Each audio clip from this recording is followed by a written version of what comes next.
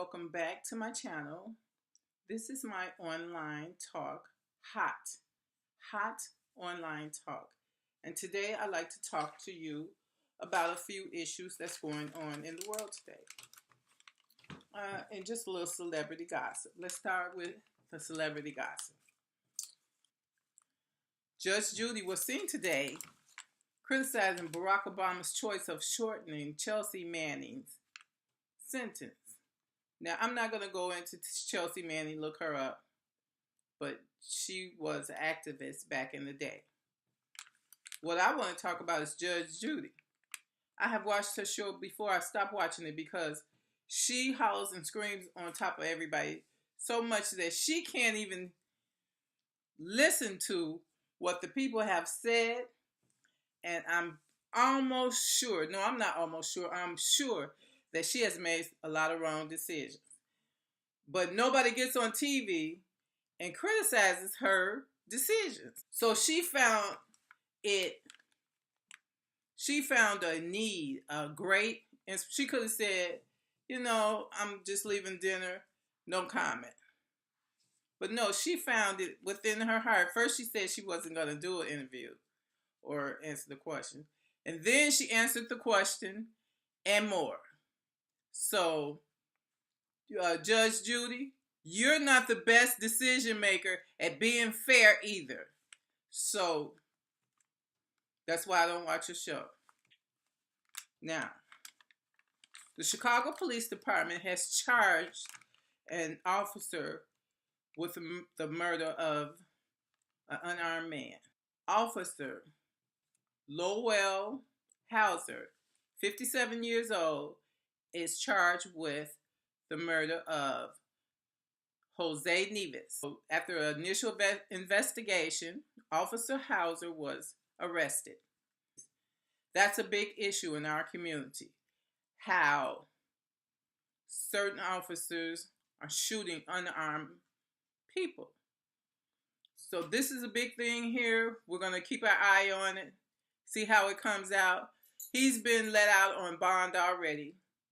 The prosecutor recommended no bond, but the judge, some judge, thought it would be a good idea to let this policeman out on $150,000 bond.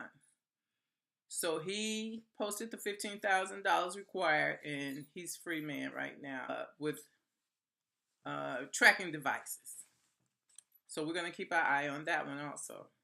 So before we get to the inaugural, I'd like to talk about George H.W. Bush, the older Bush. He's in the hospital, and he's very sick. He had some shortness of breath problem. He's in the ICU resting, but they say he's stable so far. Then shortly after he was taken into the hospital, his wife was taken into the hospital, Barbara Bush, and she's resting now also. So both of them are having some kind of upper respiratory issues, and we don't know any more from there, but I'll keep you posted if I hear anything more. We're praying for you, ex-President Bush. We hope that you and your wife get better. Now let's talk about this inaugural. A lot of people said they wasn't going to watch it. I'm definitely going to watch it. I'm going to keep my good eye on this guy. So I didn't watch all the aftermath of the inaugural, just the initial. I didn't even see the beginning of all the people marching in. I didn't want to see all that. But I did listen to President Donald Trump's speech. And I was expecting him to try to unify the country. And in the initial parts of it, he said some wonderful things. So one of the things that he talked about that I really liked was that he's planning on bringing more manufacturing jobs back to the country. This stuff made in America for Americans. I like that part of his speech. He also wanted to find a way to lower crime in the cities and the suburbs also.